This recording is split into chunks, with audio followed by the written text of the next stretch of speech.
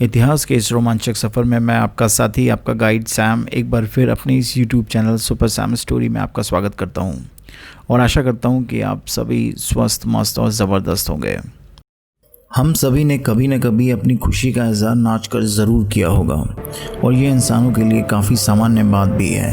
पर यदि कोई इंसान बिना कारण, बिना संगीत नाचने लगे तो हैरानी अवश्य होगी, और ये हैरानी तब और बढ़ जाएगी यदि सैकड़ों ऐसे ही इंसान नाचते नाचते अपनी जान दे दें। डांसिंग प्लेग ऐसा ही एक डांस था जिसकी शुरुआत एक औरत से हुई और फिर इसकी चपेट में न जाने कितने लोग और कितने शहर आ गए। सुनने में यह सब काल्पनिक लगता है, पर यह इतिहास में घटी एक ऐसी सच्ची घटना है जिसका रहस्य अभी तक नहीं सुलझ पाया है। इस डांसिंग प्लेग के चलते करीब करीब 400 लोगों ने नाचते नाचते मौत को गले लगा लिया। तो चलिए जानते हैं इस रहस्यमय घटना की पूरी सच्चाई। इतिहास में इस घटना के शुरू होने और ख़त्म होने की कोई सही तारीख दर्ज नहीं है। फिर भी माना जाता है कि ये घटना सन 1518 में यूरोप के स्ट्रासबर्ग में घटी थी। घटना के अनुसार एक दिन अचानक ही स्ट्रासबर्ग में रहने वाली एक सामान्य सी औरत फाउट्रॉफी अपने घर से नाचते हुए बाहर आंगन में आ गई। संगीत की कोई धुन आसपास नहीं बज रही थी, फिर भी फाउट्रॉफी अपनी ही धुन में मग्न थी। उसे एहसास तक नहीं था कि आखिर वो कहाँ है।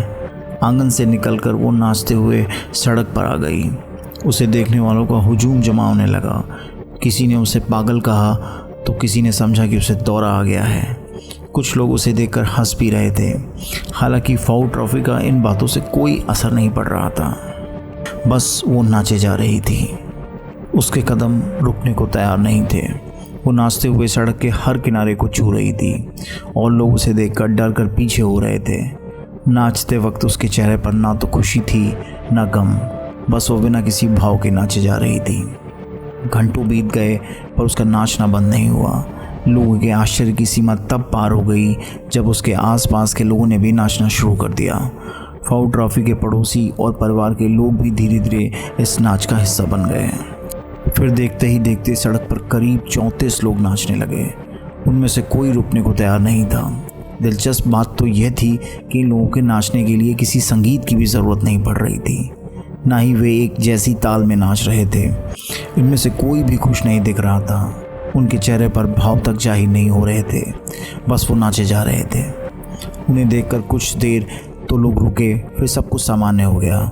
सुबह से रात होने को आई पर नाचना बंद नहीं हुआ। इनमें से किसी ने भी न पानी पिया न खाना खाया। लोग इन्हें रुकने के लिए कह रहे थे, पर ऐसा लग रहा था कि कोई कुछ सुन नहीं पा रहा है। दिन के बाद रात गुजरी और फिर अगला दिन आ गया। तभी कुछ लोग थकान के कारण ज़मीन पर गिरने लगे। उनके साथियों ने तब भी रुकना ज़रूरी नहीं समझा। गिरते हुए लोगों ने हांफते हुए दम तोड़ दिया। एक एक कर करीब 15 लोगों की मौत हो गई। फिर भी डांस नहीं रुका। अब प्रशासन की चिंता बढ़ने लगी। उन्होंने नाच रोकने के लिए जगह जगह पर आग लगा दी। बावजूद इसके नाचने वालों पर कोई असर नहीं हुआ। इस बीच यूरोप के अन्य हिस्सों से भी ऐसी ही घटनाओं की जानकारी आने लगी। अधिकांश लोगों ने इसे भूत प्रेत और तंत्र विद्या से जोड़कर देखा, तो कई लोगों ने इसे महामारी बताया। प्रशासन की तमाम कोशिशों के बावजूद ये डांस नहीं रुका। लोग नाचते रहे और मरते रहे। कुछ की मौत थकान से हुई और कुछ दिल के दौरे से मर गए, तो कुछ ने कमजोरी के कारण दम तोड़ दिया। फिर एक सुबह सड़कें वीरान थीं। कोई कहीं नहीं नाच रहा था। हर जगह से तमाशा बंद हो गया था। प्रशासन की नज़र में ये एक तरह का प्लेग था जिसने लगभग 400 लोगों की जान ले ली थी। इतिहासकारों ने इसे डांसिंग प्लेग का नाम दिया है। अब तक कोई नहीं जानता कि आखिर डांसिंग प्लेग किस रहस्य के साथ शुरू हुआ था और कैसे ख़त्म हुआ। घटना के बाद फाउट्रॉफी को तलाश करने की काफ़ी कोशिश की गई, लेकिन उसके बारे में भी कोई सुराग नहीं मिला। हालांकि यूरोप में घटी बड़े पैमाने पर सामूहिक नृत्य की यह पहली घटना नहीं थी। यूरोप के दूसरे देशों जैसे इटली, हॉलैंड, बेल्जियम, पूर्वोत्तर फ्रांस, लग्जमबर्ग और जर्मनी में भी मिलती जुलती घटनाएं घटी थीं। 1021 में क्रिसमस की पूर्व संध्या पर जर्मनी के कॉल्बिगर गांव में इसी तरह की एक बड़ी घटना घटी थी। इस तरह के सामूहिक नृत्य के उन्माद डांसिंग मेनिया को इटली में टेरेंटिज्म कहा गया। इन घटनाओं को 16वीं सदी के ऐतिहासिक रिकॉर्ड में भी दर्ज किया गया है। डांसिंग प्लेग एक ऐसी घटना थी जिसका रहस्य बाद के सालों में अनसुलझा रहा।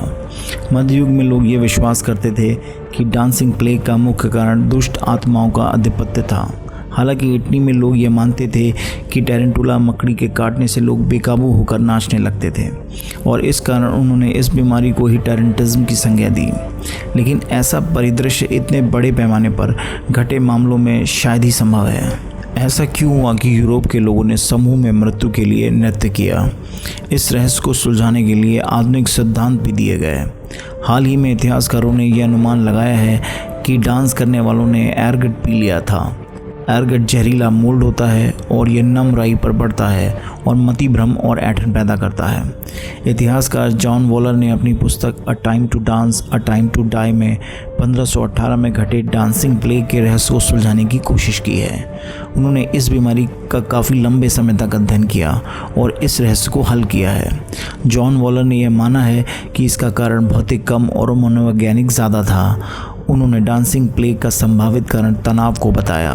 कुछ लोगों का मानना था कि सेंट विटस नाम के कैथोलिक संत के पास लोगों को बाध्यकारी नृत्य वाले प्लेग का श्राप देने की शक्ति थी।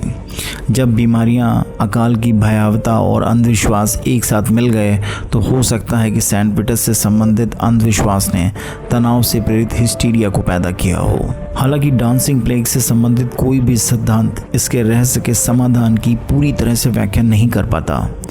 वैसे तो पहले भी डांसिंग प्लेग की घटना यूरोप में घटी थी, लेकिन स्ट्रासबर्ग में घटी डांसिंग प्लेग की घटना बड़े पैमाने पर घटी आखिरी घटना थी। भले ही डांसिंग प्लेग से संबंधित स्रोत दुर्लभ और अविश्वसनीय प्रतीत होते हैं, पर हर कोई इससे सहमत है कि यह घटना कोई कथा या कल्पना नहीं थी। यह वास्तव में हुआ और यह सबसे पहले दर्ज एक मानसिक महामारी का मामला था जिसने मध्ययुगीन यूरोप की दुनिया को हिला कर रख दिया था। दोस्तों, आज के लिए बस इतना ही। अब अपने दोस्त सैम को इजाज़त दीजिए, फिर मिलेंगे एक रोमांचक और हैरान कर देने वाली कहानी के साथ। तब तक अपना ध्यान रखिएगा, खुश रहिएगा, सुरक्षित रहिएगा। गुड डे, शब खैर।